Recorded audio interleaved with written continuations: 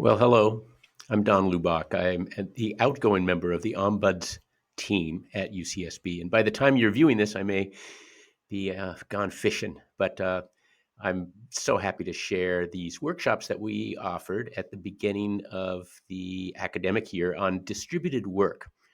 They were so good that I dug into the archives and pulled out snippets from some amazing guests who talked about modern times at UCSB and how people are handling remote colleagues and distributed colleagues and the tips that they've come up with to help all of us. So watch this at any speed. I think you can speed it up. I won't be offended by that, and enjoy this great series of live at lunch workshops we had about the topic of remote and distributed work. Well, check out this lineup of amazing fellow denizens of UCSB that we were able to round up for this series. Check out their names, look them up on any source if you haven't met them already, and get ready to hear some of their wisdom. I'm just so grateful that all these folks agreed to talk with the Ombuds office on record about their adventures in remote work. First up, Assistant Dean Alex Radde, who reminded us that we are not in the old times. Things changed dramatically in the last several years, and Alex just reminded us that it's a different workplace now. We have to we have to reframe the way that we view the workplace in the way that it is now. We can't keep comparing it to 2019 and what's happened then. The world has shifted. The way that we engage with our constituents has changed. I mean, look at this. This would have been an in-person meeting, I'm sure, in some lecture hall or some classroom. But we now have the technology to be able to adjust to a remote setting. Well, we're going to hear more from John Cottle than anyone else in this video simply because Dr. Cottle and his fellow researchers have been at the distributed game for longer than all of us. Decade after decade, Cottle and his crew have been all over the world doing research and then fine-tuning instruments to collect data and do their jobs better. And the takeaway I get from this is we all are at a point where we should look at fine-tuning our communication instruments to do our work better. So let's listen to what it was like for John Cottle to watch the rest of us go remote.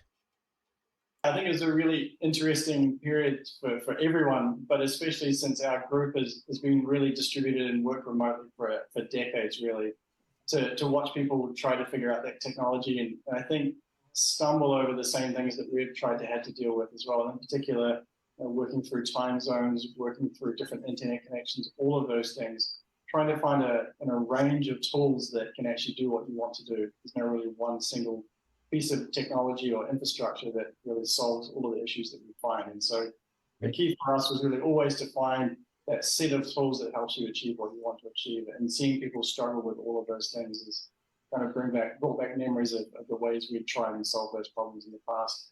And also some of we simply couldn't solve. And then once those problems become widespread, then we can sort of a bunch of solutions come along that have also would take out.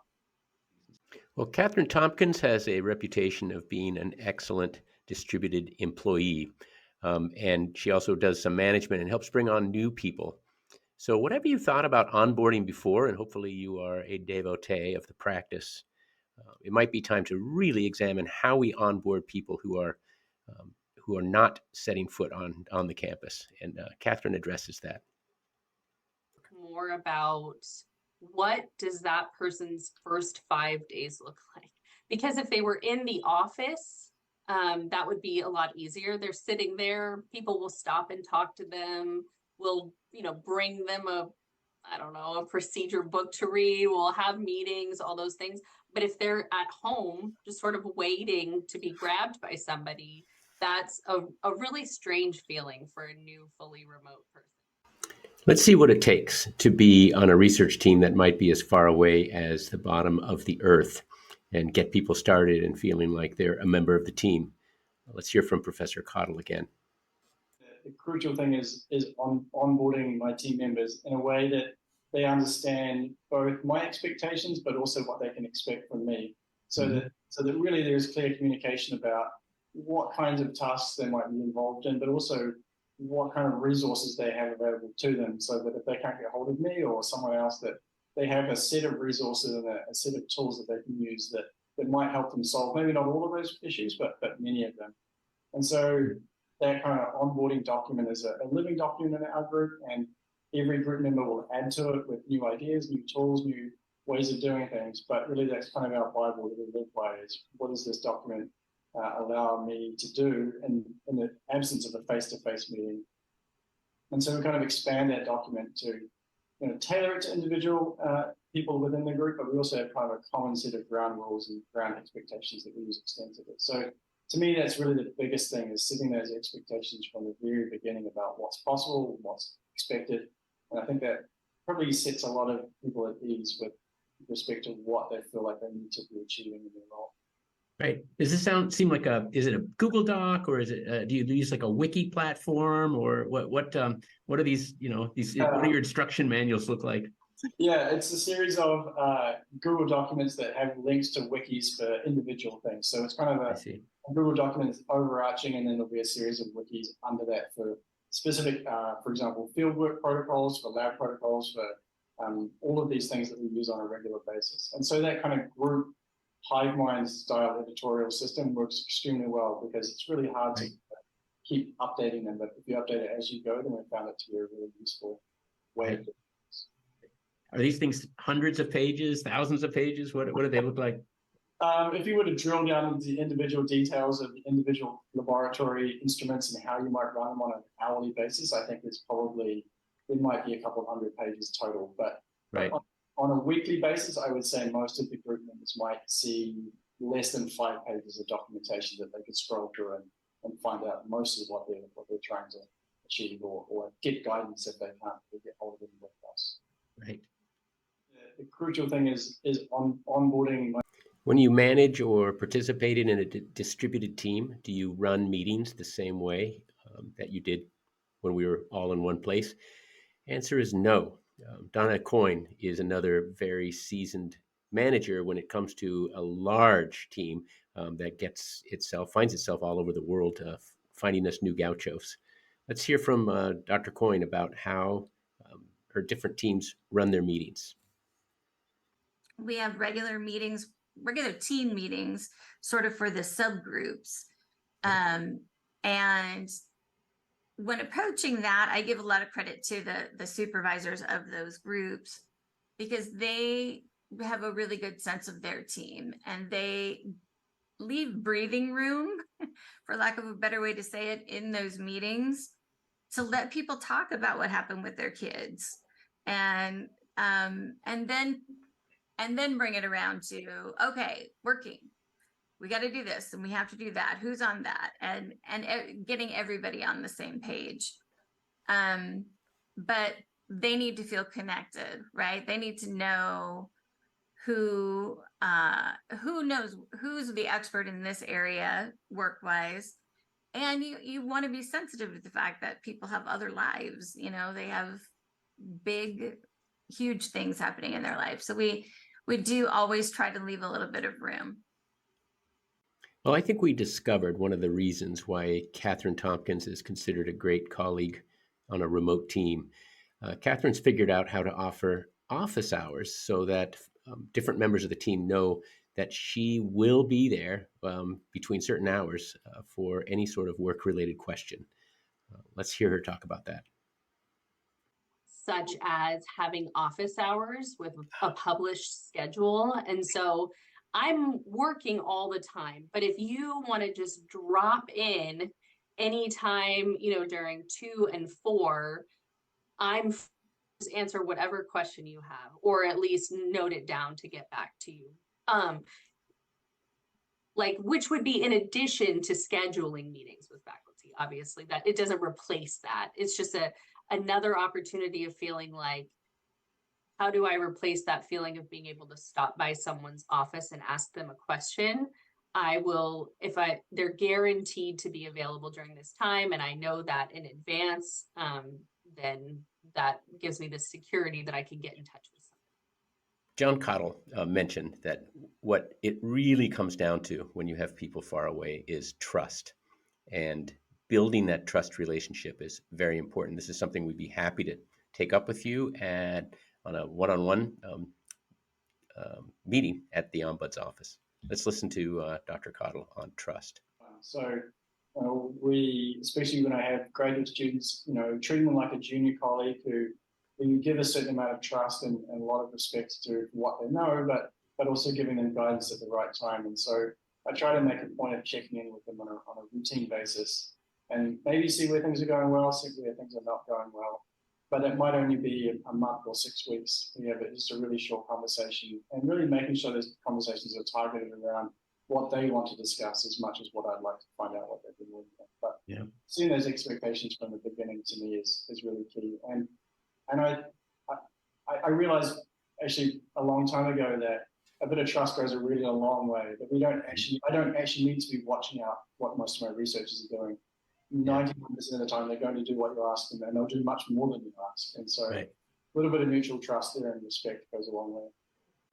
In the domain of trust, again, here's Donna Coyne on her expectations for both hourly and exempt employees.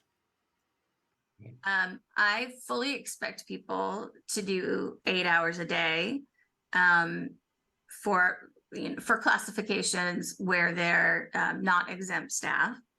They need to do 8 hours a day. I personally am fine with them doing it however it works for their life, as long as they make scheduled meetings, right? Like the university still operates on an 8 to 5 schedule, and we put meetings within that time frame. Miles Ashlock, Chief of Staff for Student Affairs, has one of the widest views of distributed work in a very large division with more than 400 employees. How do you do it? How do you decide who is remote and who is not? It was a rough transition, I imagine, but Miles had a lot of good tips for all of us when it comes to sort of setting the tone for distributed work.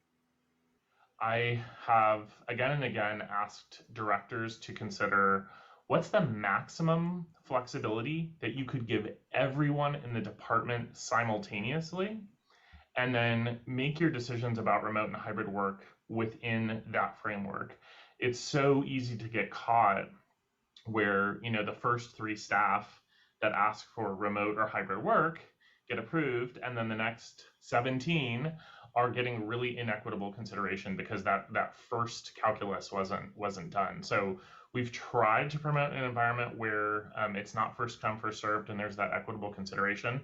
But all of us were thrown many, many, many curveballs with the pandemic and the kind of stepwise return to campus. Well, my own resistance to distributed work is probably because I've viewed the campus as a physical space, as one place. And Professor Cottle, for decades, has seen it as more of a hub. And so Cottle gets the closing words. But if you look at the research activities going on, much of what UCSB does is linked to the community or to the broader environment, and it happens intrinsically off campus. And so I guess I've always thought of the campus itself as a hub, but it has satellite locations that are, in my mind, equally important to how the system operates. So I think, not having a fear that if you're not on campus, you're not being productive is something I hear often. And to me, I think, realizing those satellite locations are as important to our mission as the main campus is. Well, my longtime career at UCSB has really kept me on the growing edge of all things. This little series we did was a great capper for me, in that I saw some incredible themes that I hope that you picked up while you viewed this. First, starting with what Alex said, is we're not in the old times anymore. And also, UCSB is not new to distributed work. So I thought Dr. Coyne and John Cottle were just helpful on that. This series reminded me of how much wisdom there is on campus. And so don't go it alone. Reach out to others on campus. And how can you build trust with your team?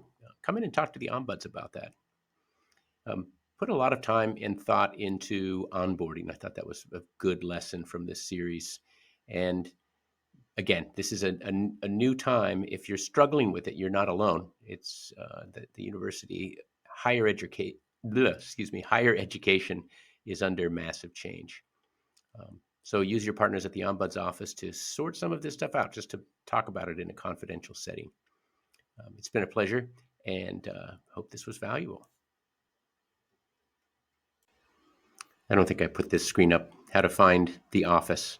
It's the 3285 on your university phone, and it's ombuds.ucsb.edu to find out how we practice.